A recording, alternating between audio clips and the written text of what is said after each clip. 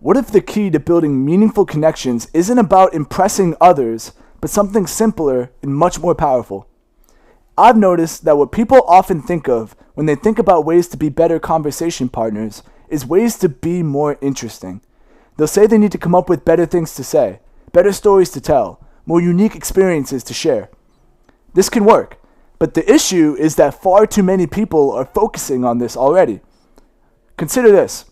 In every conversation, you're either the speaker or the listener. Which role do you think most people prefer? And which role do you usually take?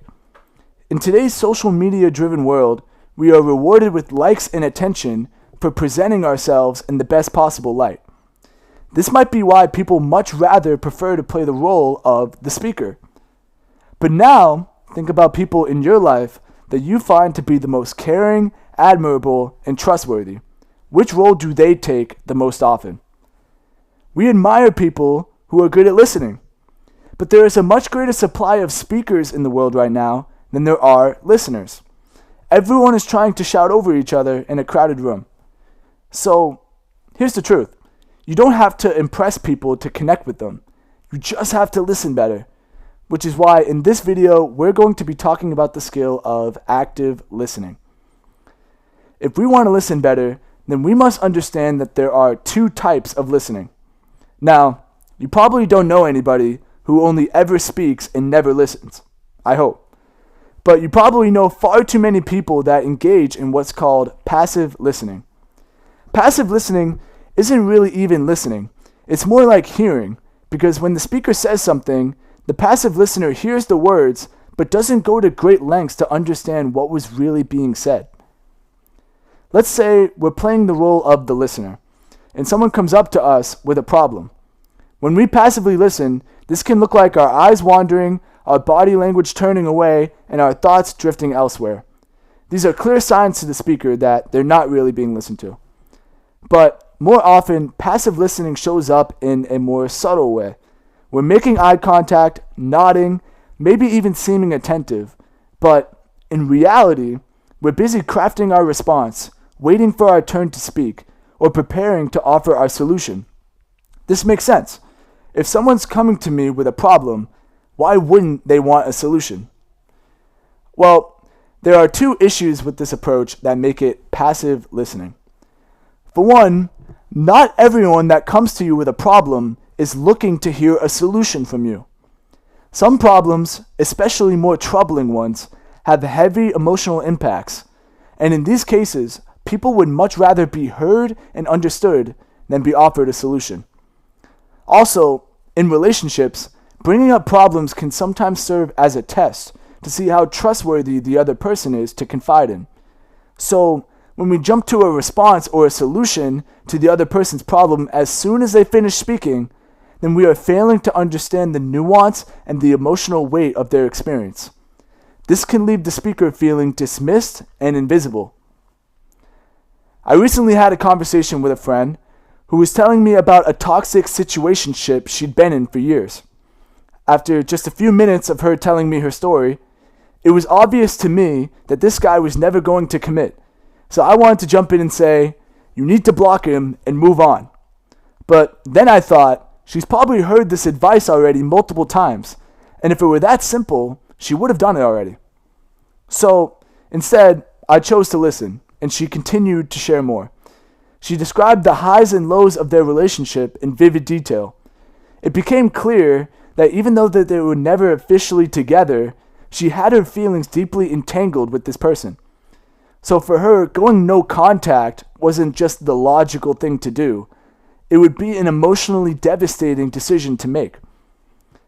People are not always logical decision makers. Emotions often drive our actions, so sometimes it's more powerful to be a good listener than to be a problem solver. The other issue with this approach is that the faster that you jump in to respond and offer a solution, the less you've clearly defined and understood the problem. Again, problems can have a lot of nuance and complexity, so thinking that you have the perfect solution to somebody's problem after only a minute or two of listening is usually misguided. To give extreme examples, When dealing with someone's past emotional traumas or making important business decisions, you need to take the time to understand the situation thoroughly. That means clearly defining the underlying problems before trying to fix them. If you're a therapist or a business manager, then failing to do this means mishandling or even causing harm to the patient or business that you're responsible for. Another habit of passive listening that's even worse than being quick to offer a solution is being quick to pass judgment.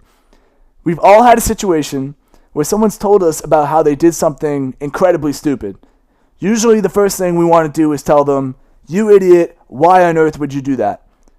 However, in relationships, people feel less safe to open up around people who they expect to be judged by. Also, being quick to judge is a sign that you're jumping to conclusions and not really making an effort to listen to and understand the full picture. In short, judgment is a surefire way to lose people's trust and make them reveal less to you. So, that's passive listening. Now that we understand that, we can understand what we want to move away from and instead move toward the practice of active listening.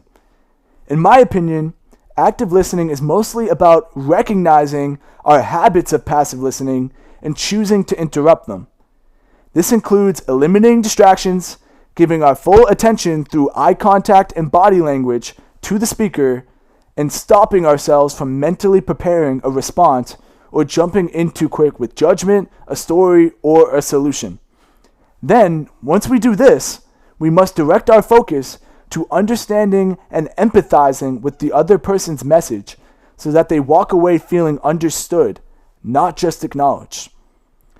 It's important to note that active listening is not so much about implementing strategy as it is about changing the goal of our communication.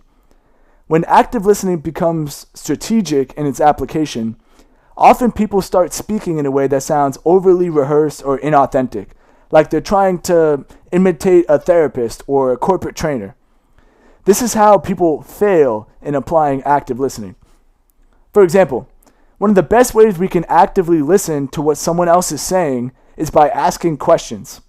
Asking questions is an art form. If you ask the right questions, sometimes you can cut right at the heart of what the other person is saying and even help them come to a significant realization. However, the goal of asking questions is not simply to ask more questions for the sake of it. It's to better understood what is being said. Like, in my college lectures, most students are passively listening, but there's always a student that raises their hand and asks a question, not to clarify, but to echo the professor to show that they got it. If the professor doesn't see through this, then other students will. And this is the type of stuff that really just makes people want to roll their eyes. Do not use active listening to be smart. We are human beings with the capacity for empathy, and the goal of using active listening is to tap into this empathy so that when people open up to us, they feel safe, seen, and understood. That's what leads to real connection. To summarize, active listening means breaking our passive habits, cutting distractions, and quieting that inner voice that's quick to judge, solve, or one-up.